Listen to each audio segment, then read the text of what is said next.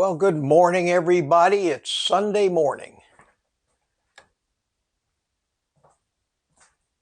Slept in this morning because I stayed up late after my live stream with Kerry last night, which I had a ball. So, the subject for today is why, when I eat meat, does my appetite get satisfied and I have a natural urge to stop eating. But when I eat carbs, I never seem to get satisfied, and I just want to keep eating and eating and eating and eating. And I've noticed this as a very real phenomenon over the course of all of my dieting and never really took much notice of it. But it is a real phenomenon after all, and I've been trying to figure out why that is. And I have a theory, and I don't know if everybody else has the same theory or not, but I have a theory and came up with what I think is a very valid and understandable explanation as to why this phenomenon happens. And I think it's important and might be helpful to understand this because it'll help you validate the different ways that our body reacts to these different types of food that we eat and why that's so. So I think that we have to look back at evolutionary biology. Everything that we are, every system that we have, every behavior, and every instinct, 5 eggs today, and every instinct comes from somewhere. And where it comes from in an evolutionary pathway would be, was that system, that instinct, beneficial to survival, in which case it would be passed on, because if it benefited survival, that particular ancestor of ours was the one that lived. If it was something that would have hurt our survival, eventually that trait would die out if it wasn't beneficial through natural selection or natural deselection, however you might want to call it.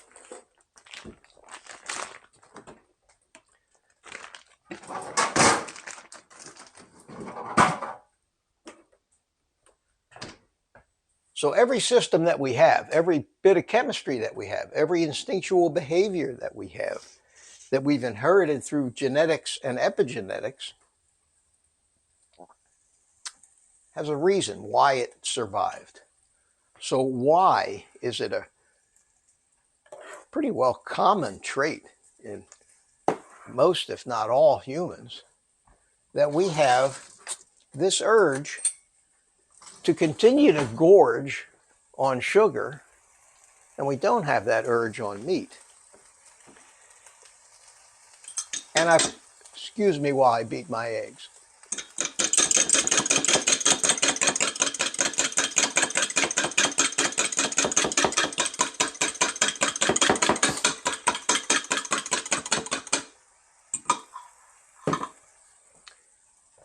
And I've come up with this little theory, an explanation, and I hope that you can follow me through this.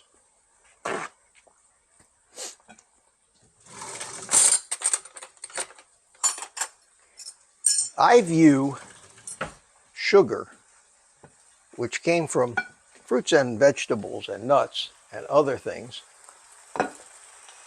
as survival food. And when I call it survival food, I mean most of what our ancestors ate was meat, especially fatty meat from large ruminant animals. And that wasn't always available.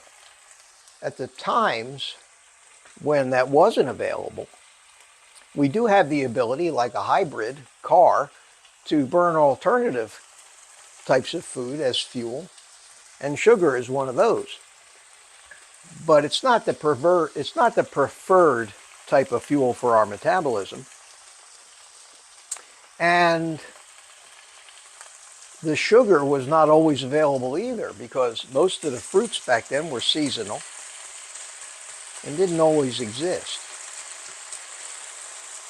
So what happened is we're running out of fuel. We need something. We can't find meat, but there are these grubby roots and sour fruit-like things and berries and nuts that our body can still run on, maybe not optimally, but our body can still run on these things. And we go hunting for them and gather them, which is where the hunter-gatherers come from. And when we find these foods, we know instinctually that they're in limited supply, and we had better, if we find them, get as much of them as we can, get as much into us as we can, because most of the carbs that we were eating back then would turn into fat. And fat is a long-term storage, and it would enable us to survive longer periods of time without our main source of food, which was meat. The hormonal signal that triggers us to feel satiety and tells our body to stop eating comes primarily from a hormone called leptin. And leptin is made in the fat cells. So when you eat, and you have different clues from some of your different organs, you get expansion clues from your stomach, you get leptin signaling from your fat cells, because the nourishment and nutrition in the food you ate was recognized and was appropriate. You just stop, you're not hungry anymore, you stop eating. And we know to stop eating because we get signals of satiety. The food that we're eating stops tasting as fabulous and delicious as it did when we first started eating it. So we stop. But when we're in basically survival mode and we come across a plant full of berries or a cache of nuts or something like that,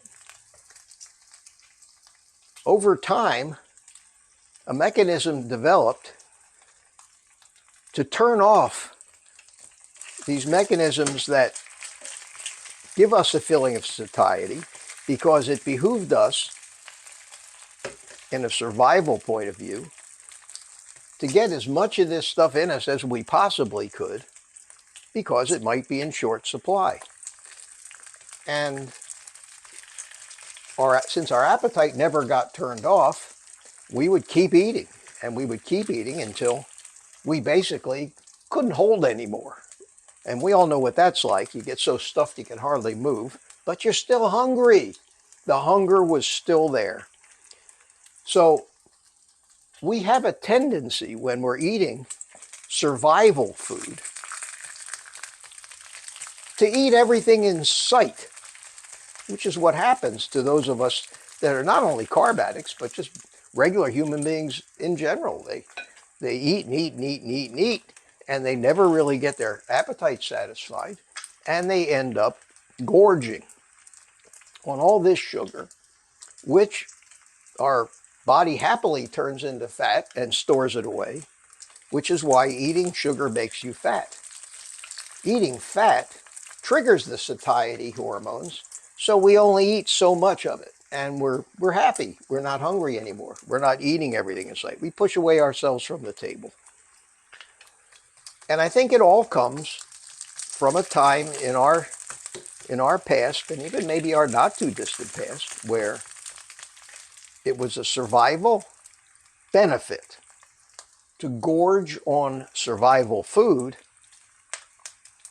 And that's why when you're eating a bowl of pasta, you keep eating. When you're eating ice cream, you keep eating. when you're eating sugar, when you're eating any kind of carbs, whether they be complex or simple carbs, you have the tendency to keep eating.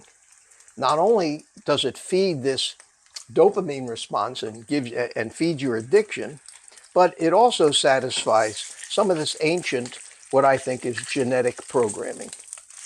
Oh yeah, very satisfying to hear that sound when you flip over your bacon. So that's a short, perhaps simple explanation of what drives us to stuff ourselves full of foods that may have potential energy for us to survive on, but certainly are not our primary source of energy or nutrients, because nutrients is a whole separate thing, and there's little or no nutrients in sugar. And over the years, this has become a tendency to become sugar addicts. And I hope that maybe that makes it clear. We eat the appropriate foods, satiety mechanisms do their job, the food stops tasting as good, and we push ourselves away from the table. We eat survival food, which came from a time before there were 7-Elevens with aisles and aisles and aisles and aisles of not healthy carbohydrates. And we don't get satisfied. And our natural chemistry wants us to get as much of this stuff as possible, because that chemistry and its programming evolved long before we had this massive 24/7 supply of what essentially is poison, and an entire economy based on corrupt science and food companies that are happy to feed our addiction. And that kind of describes a drug cartel who operates pretty much in the same business model. The animal, which is us, has a natural tendency to get addicted to this stuff. Let's take advantage of that natural tendency to get addicted and sell them all this stuff, which they're eager to buy. And that's a fact that marvels me every time I go into a Sam's Club or Costco and walk by not just shelves full of junk, but pallet loads of monster-sized boxes of Cheez-It crackers, huge jars of candy bars, everything with carbohydrates. And if it wasn't something that people were buying, a retailer wouldn't devote so much retail space and shelf space to that stuff. So that's my theory, and I'm sticking to it. I think it's important to know, because sometimes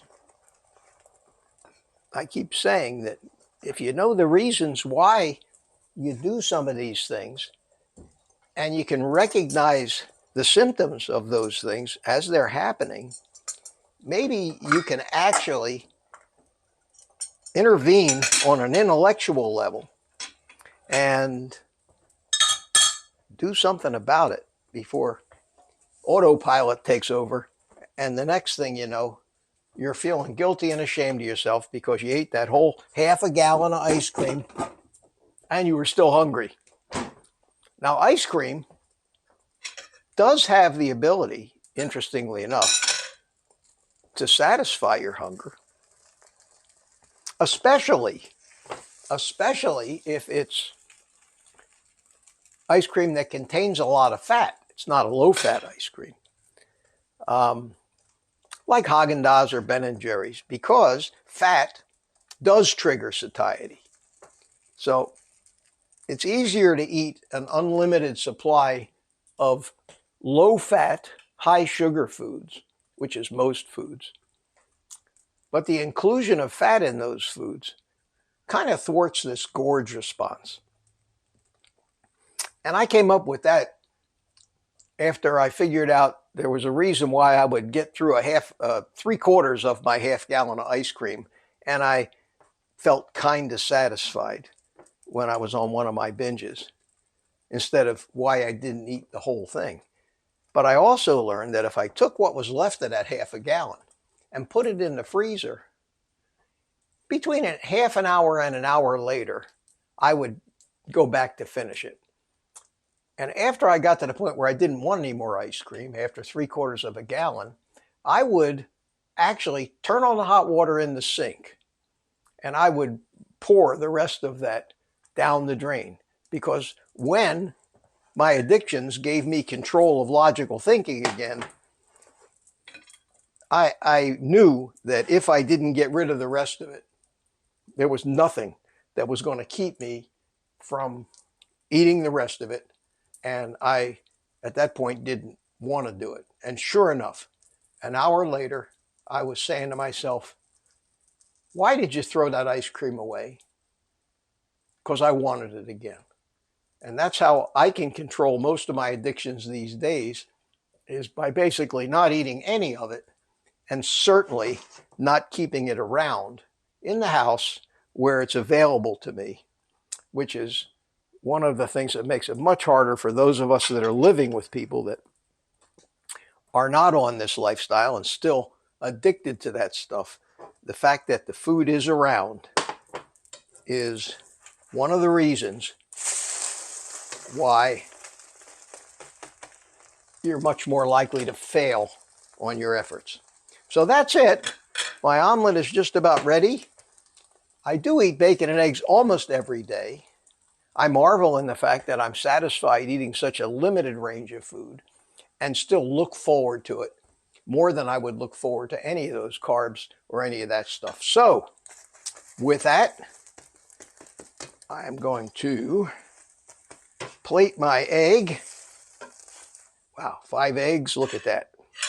And that will be my first meal of today, while you take the rest of the day off and eat meat.